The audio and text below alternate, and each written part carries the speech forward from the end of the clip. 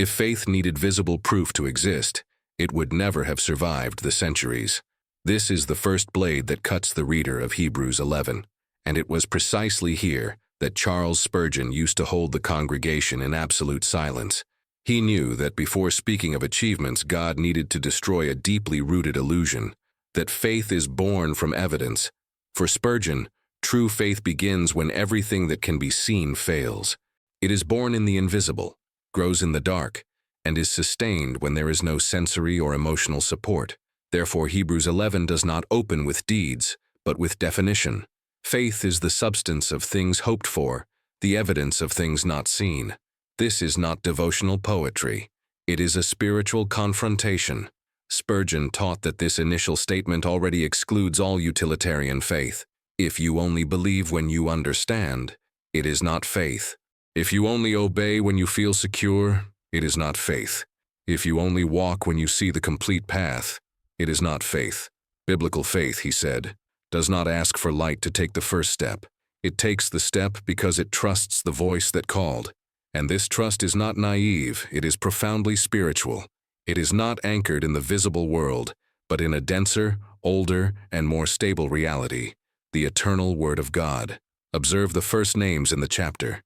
Abel offers a sacrifice without a manual, without precedent, without guarantee of acceptance. Enoch walks with God when no one else does. Noah builds an ark in a world that has never seen rain. Abraham leaves his land without knowing where he is going. Spurgeon insisted. None of them had complete information, only a command. None possessed detailed explanations, only a promise. Even so, they obeyed. Why? Because faith is not an agreement between God and human reason. It is surrender. It is absolute submission to the invisible will of a God who does not explain himself, but reveals himself. Here arises the first tension that troubles any honest reader. If God removes all external confirmations, will their faith still remain? Spurgeon warned that the modern generation was reversing the spiritual order. They want to feel before they obey. They want to understand before they believe. They want results before commitment. But Hebrews 11 was written for men and women who walked in the opposite direction. They obeyed first. They felt later.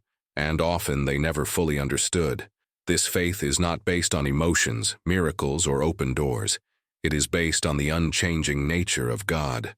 For Spurgeon, this was the point where many stumble, because invisible faith demands inner death, death to control, death to the need for explanation, death to spiritual bargaining. Faith that begins in the invisible says, even though I don't see, I trust. Even though I don't understand, I follow. Even though it hurts, I obey. And this wounds human pride, because it removes us from the center. Faith doesn't revolve around our understanding, but around God's faithfulness. This faith also raises another uncomfortable question. Do you trust more in what you see, or in who has spoken? Spurgeon said that the greatest enemy of faith is not pain, but excessive dependence on the visible. When everything is going well, many say they believe. But when the ground disappears, when the answers don't come, when the sky seems closed, true faith reveals itself, or falls apart. That's why Hebrews 11 doesn't begin with spectacular victories, but with a non-negotiable spiritual principle. Faith begins where sight ends. And here is the key that Spurgeon never softened.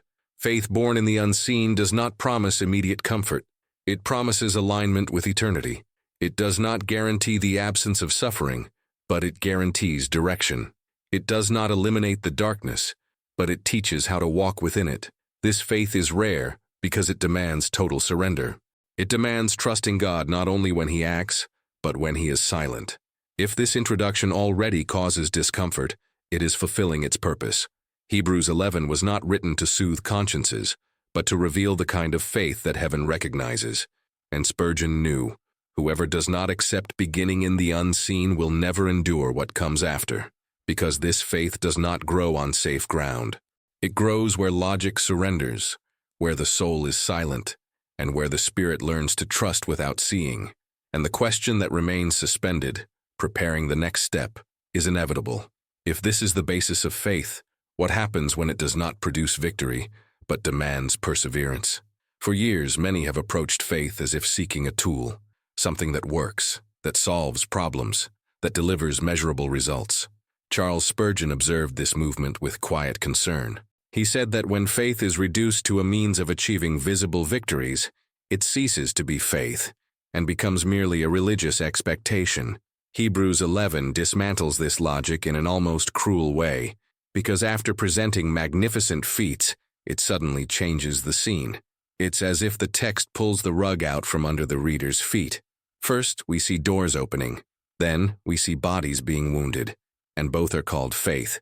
Imagine the scene with contemporary eyes. A man prays for a job and gets it. Another prays with the same intensity and loses what little he had. A family witnesses an unexpected healing. Another buries someone even after months of prayer. In everyday life, we all know stories like this. The question no one likes to ask is simple and uncomfortable. Why do some win and others merely endure? Spurgeon didn't shy away from this tension. He affirmed that the Bible never promised that faith would always deliver us from pain, but guaranteed that it would sustain us within it. Hebrews 11 advances like a triumphal march, and without warning, transforms into a dark corridor. The text speaks of men who shut the mouths of lions and, immediately afterward, of others who were tortured, imprisoned, humiliated, and killed. There is no explanation. There is no justification. Only the clear affirmation that all these lived by the same faith. This turnaround is intentional. It prevents faith from being used as a personal trophy. It forces the reader to confront a deeper spiritual reality. Faith is not a guarantee of external victory. It is an internal commitment to God, regardless of the outcome. Spurgeon used to say that faith that only sings when deliverance comes has not yet been tested. Mature faith is that which remains when deliverance does not come. It is not sustained by applause, public testimonies, or happy endings. It is sustained by conviction. Think of the worker who remains upright even when betrayed, the woman who remains faithful even after prayers seemingly ignored, the young person who chooses to obey God even when ridiculed. These situations may not seem spiritual in the eyes of the world, but they are exactly the kind of faith that Hebrews 11 reveals. There is a perplexing mystery here. The text doesn't attempt to explain why some were freed and others were not. It simply states that both pleased God. This breaks with the modern logic of spiritual merit. There is no formula. There is no guaranteed method. There is faithfulness. Spurgeon said that many want a faith that functions as a shield, but God offers a faith that functions as a root. The shield protects from the impact. The root sustains even when everything around it crumbles. Perhaps the viewer is experiencing precisely this invisible part of the story.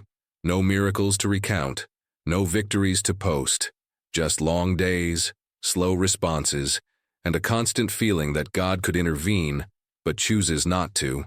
It is at this point that Hebrews 11 becomes personal, because it affirms without softening that enduring is also an act of faith, remaining is also a testimony, continuing to pray, serve, and obey when nothing changes is as much faith as shutting the mouths of lions. Spurgeon warned that utilitarian faith creates weak disciples. One disappointment is enough to cause everything to crumble, but faith that learns to endure creates unshakable men and women. They may not be able to explain everything, but they know in whom they have believed. This faith is not dependent on the circumstances. It endures in hostile environments, in silent phases, in periods of apparent defeat. And here arises the question that troubles the heart. If faith does not guarantee victory now, will you still consider it sufficient? Hebrews 11 doesn't answer with gentle words. It simply shows that, for God, faith that endures is as precious as faith that conquers, and perhaps rarer, because winning can happen only once. Enduring requires daily perseverance.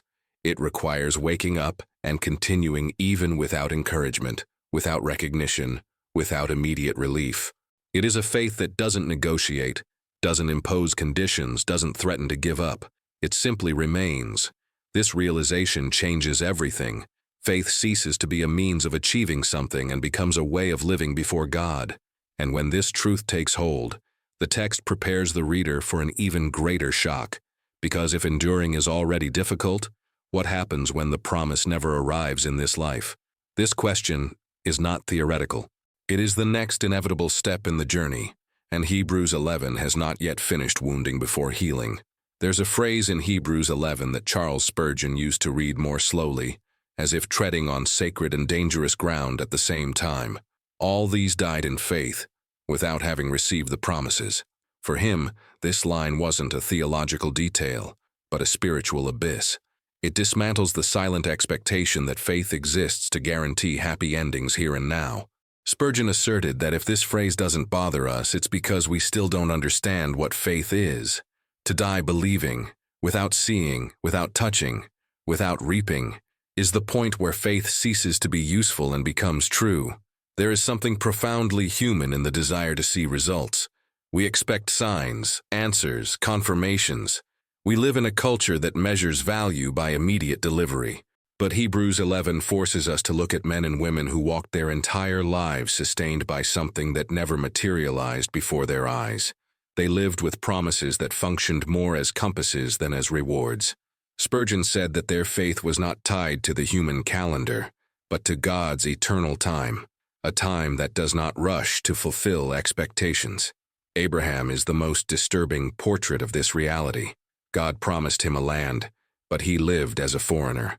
He promised him countless descendants, but he died seeing only the beginning. He pitched tents because he knew that nothing here was permanent.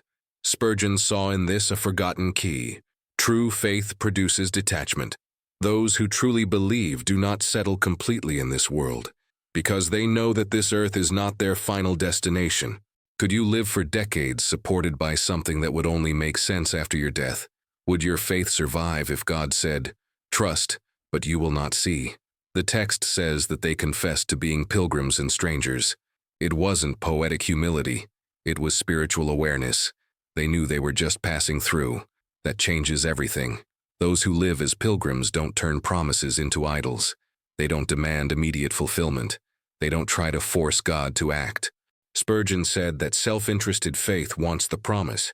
Mature faith wants the promise maker. One wants results.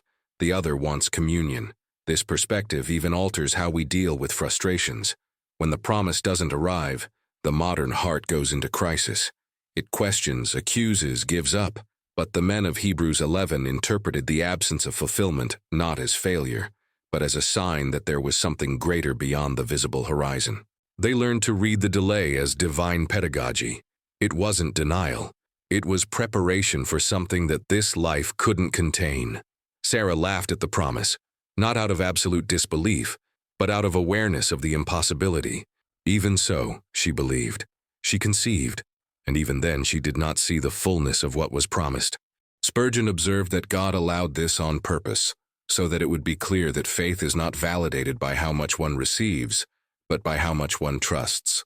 There are promises that are not harvested, but inherited by others. There are seeds that only flourish in future generations. If you knew that your obedience would benefit others but not you, would you remain faithful? Would you accept being the bridge rather than the destination? This thought breaks with the individualistic logic of contemporary faith. Hebrews 11 presents a spirituality that transcends generations. They believed not only for themselves, but for something that went beyond them. Spurgeon said that their faith was eschatological, focused on the end, on the city whose architect is God. They did not seek stability here because their eyes were trained for the invisible, and those who learn to see the invisible do not despair at the delay of the visible. This faith produces a strange freedom, freedom from seeing, freedom from understanding, freedom to die believing. It is not passive resignation, it is active hope. They continued living, working, obeying, even without tangible guarantees. This requires a trust that goes beyond emotion. It requires a conviction rooted in the character of God, not in his immediate actions. Spurgeon warned that many abandon their faith not because God has failed, but because they have projected onto it expectations that God never promised to fulfill in this time. Hebrews 11 exposes this error with brutal honesty. The promise did not arrive, and yet faith did not waver. This redefines spiritual success. It is not about arriving. It is about remaining on the right path. If the ultimate promise lies beyond this life, will your faith still have value for you? Or do you only believe as long as you can see some return? This part of Hebrews 11 sets the stage for something even more disconcerting. If it's already difficult to accept delayed promises, What about those who, besides not receiving them, also suffered, were persecuted, and died without any relief? The faith that does not waver in the face of delay will be tested in an even more profound way. And the text hasn't finished revealing just how far this faith can go. There's a moment in Hebrews 11 that quietly dismantles the logic of almost everything we call success. It's when the text states that Moses, already an adult, refused to be called the son of Pharaoh's daughter. Charles Spurgeon liked to remind us that this decision was neither impulsive, nor romantic, nor ignorant. Moses knew exactly what he was leaving behind. He knew the corridors of power, the weight of gold, the comfort of the palace, the security of a life shielded from pain and scarcity. Egypt at that time was the center of the known world, an advanced, rich, organized civilization, full of opportunities. And Moses was at the top of that system. He wasn't rejected, he refused. This detail changes everything. Spurgeon insisted that true faith is revealed not only in what we endure, but in what we consciously give up. Moses wasn't expelled from the throne, he descended from it. And that requires a rare kind of spiritual vision. He saw something that couldn't be seen with natural eyes. He saw that all that power had an expiration date, that all that glory was transient, that all that pleasure was temporary. Spurgeon said that Moses made a calculation that few have the courage to make. He compared the present with eternity, and concluded that the present wasn't worth the price. There are curious historical records about the education of Egyptian princes. They were trained in strategy, rhetoric, leadership, administration, and warfare. Moses was not a simple man who fled luxury out of fear. He was highly prepared. This makes his choice even more improbable. What man in full possession of reason would trade absolute stability for an uncertain future in the desert? What leader would relinquish power when everything conspires to make him exercise it? Spurgeon answered without hesitation, "Only he who has seen something greater than the world can offer." The text says that Moses chose to be mistreated with God's people rather than enjoy the pleasures of sin for a short time. Here there is another tension that many ignore. The Bible does not deny that sin offers pleasure. It only states that it is short-lived. Moses understood this. Spurgeon used to say that faith does not blind us to pleasure. It awakens us to the cost. Moses realized that every advantage in Egypt would require a silent surrender of conscience, that every comfort would have as its price the abandonment of the calling, that every privilege would demand loyalty to a system that opposed God. This choice did not bring immediate applause. On the contrary, he was misunderstood, rejected, persecuted. He went from prince to fugitive in a matter of days, from palace to desert, from influence to anonymity, 40 years tending sheep, far from the spotlight, far from grand decisions. Spurgeon liked to say that faith that renounces the throne almost always goes through a long period of oblivion, because God needs to empty man before using him. Moses needed to unlearn Egypt before leading Israel. There is something profoundly relevant in this. We live surrounded by subtle invitations to modern Egypt, opportunities that seem like blessings, but demand concessions, easy paths that require moral silence, quick successes that exact a toll on the soul. Spurgeon warned that the greatest test of faith lies not in resisting suffering, but in resisting seduction. Suffering is visible, seduction is silent, and many fall not because of pain, but because of comfort. Moses had the reward in mind. This phrase is crucial. He didn't choose the desert because he enjoyed suffering. He chose it because he saw beyond. Spurgeon taught that those who only look at the present cling desperately to what they have. Those who see what is to come become free to lose everything. Faith that renounces is a faith that sees the invisible more clearly than the visible. It is not impulsive. It is profoundly rational in the light of eternity. The world would have called Moses foolish, ungrateful, a waster of talent. But heaven recorded his decision as faith. This reveals an inevitable contrast. What the world celebrates, God often despises. What the world despises, God eternalizes. Spurgeon said that the faith that pleases God rarely fits the patterns of human success. It goes through loss, through rejection, through no, but it also leads to encounters that Egypt could never offer. Moses met God in the desert. He spoke with him face to face. He led an entire people out of slavery. No Egyptian throne could compete with that. This passage from Hebrews 11 forces us to confront an uncomfortable but unavoidable question. What do you still hold on to because it seems safe, but which perhaps needs to be relinquished? What kind of throne do you occupy today that may be distancing you from your eternal purpose? Moses reminds us that faith is not just trusting God to receive something. It is trusting enough to let go. And this choice, though painful, prepares the ground for an even deeper revelation. Because if renouncing the throne is already difficult, what about the faith that remains when all that is left is silence, rejection, and a lack of explanation? That answer lies ahead. There is a point in Hebrews 11 where the text ceases to comfort and begins to weigh heavily on the heart. It is when the narrative abandons any expectation of explanation and enters the territory of silence. Charles Spurgeon knew this place well, not only from Scripture, but from his own life. He said that God's silence is not emptiness, it is weighty.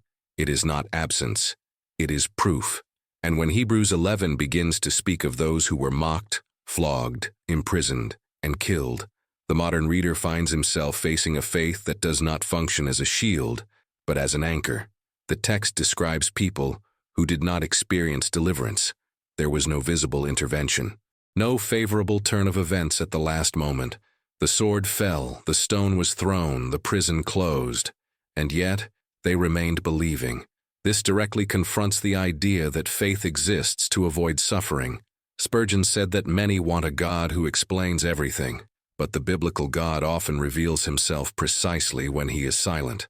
Silence does not come to destroy faith, but to purify it of hidden interests.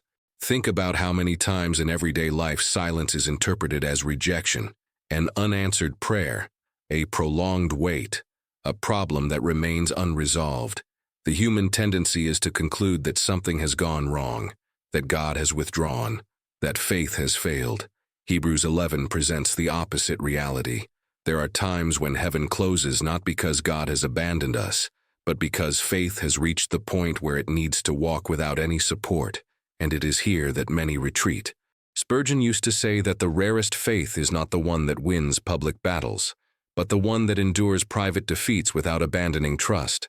The men and women described in this passage had no explanations, only conviction. They didn't know how the story would end, but they knew in whom they had trusted. This certainty kept them firm when everything around them said that God had fallen silent. The text intensifies. It speaks of people who wandered homeless, dressed in animal skins, needy, afflicted, mistreated. They were not spiritual failures. The text itself states that the world was not worthy of them. This statement is a complete inversion of values. Those who seemed defeated in human eyes were in fact spiritual giants. Spurgeon said that heaven measures greatness in a way that is opposite to earth. Here success is visibility. There success is faithfulness. There is a silent turning point here. The reader realizes that the absence of answers does not disqualify faith. It reveals it. Those who endured the silence were not weaker. They were deeper. They did not need constant signs because they had learned to rest in God's character. This requires a spiritual maturity that does not develop in comfortable environments. It is born under pressure, in waiting, in the apparent contradiction between promise and reality. This type of faith is frightening because it offers no emotional guarantees. It doesn't promise a constant sense of peace, nor immediate relief. It promises something more solid, permanence, perseverance when logic fails, perseverance when prayer yields no answer, perseverance when faithfulness seems to bring no reward. Spurgeon warned that many abandon faith not because of excessive pain, but because of an inability to cope with silence. Perhaps the viewer is exactly at that point. There is no spectacular drama, no recent miracle, just long days and an unanswered question. Hebrews 11 enters this scenario like an uncomfortable yet strengthening mirror. It affirms that continuing to believe in this state is not a waste of time. It is the kind of faith that heaven recognizes. It is the faith that does not depend on voice, sight, or sensation. It depends only on the confidence that God remains God, even when he does not speak. Tension grows because the text still offers no relief. It doesn't resolve the silence. It only states that those who walked this path were approved. This creates an unsettling expectation. If God approves of those who endure silence, what does he expect from the generation that constantly demands immediate answers? If the greatest examples of faith died without explanation, what does that say about our constant need to understand everything? Hebrews 11 doesn't end this section with easy consolation. It leaves the reader in suspense. Faith that endures silence doesn't receive applause, but it receives eternal recognition. And this realization prepares the ground for the last and most surprising twist in the narrative. Because if they remained without seeing, without hearing, and without receiving, the final question becomes inevitable. Why did God allow this? And what does all this have to do with us now? The answer isn't immediate, but it comes, and it changes everything. We have reached the point where Hebrews 11 ceases to be an ancient record and becomes a mirror. After showing men and women who believed without seeing, who endured without explanation, and who died without receiving, the text reveals something that completely changes the perspective. They were not perfected without us. Charles Spurgeon said that this statement carries an almost unbearable spiritual weight. It is not just history. It is a summons. It is not memory. It is responsibility. The faith that began before us now reaches us and rests on our shoulders. This means that the journey did not end with them. What those men began in the desert, in prisons, in caves, and at invisible altars, continues in the ordinary daily lives of our lives, in work that demands integrity when no one is watching, in the family that needs patience when everything seems worn out, in the silent decision to obey even when it would be easier to give in. The faith that remains until the end is not manifested only in grand public acts, but in daily choices, repeated, often tiring, but profoundly transformative. Spurgeon used to say that true faith is not something to be admired from afar, but something to be practiced. It is revealed when you remain faithful even without recognition, when you maintain principles even when you lose advantages, when you choose the truth even if it costs you comfort. Applying Hebrews 11 in practice begins with a simple and honest question. In what areas of my life have I been living by sight and not by faith? Where have I demanded immediate answers instead of trusting in God's character? Faith that endures doesn't ask for guarantees before acting. It acts because it trusts. This changes how we deal with frustrations, delays, and pain. Instead of interpreting silence as abandonment, we learn to see it as an invitation to spiritual maturity. Instead of measuring faith by external results, we begin to measure it by inner constancy. Remaining faithful when everything fails is not resignation, it is courage. It is declaring through actions that God remains worthy, even when life doesn't seem fair. There is a practical path here, clear and accessible. It begins with small decisions, continuing to pray even when you feel nothing, continuing to serve even when no one recognizes it, continuing to obey even when the cost seems high. The faith of Hebrews 11 doesn't demand that you be extraordinary, but that you be faithful. It doesn't ask that you understand everything, but that you trust. It doesn't promise the absence of pain, but it guarantees that no pain lived with faith is wasted. Spurgeon said that the world needs fewer Christians impressed with God and more Christians committed to Him. The faith that transforms is not the one that gets excited in moments of victory, but the one that remains firm in ordinary days, in difficult days, in silent days. This faith builds character, molds the soul, and prepares the heart for eternity. It is this faith that sustains when friends drift away, when answers don't come, and when the future seems uncertain.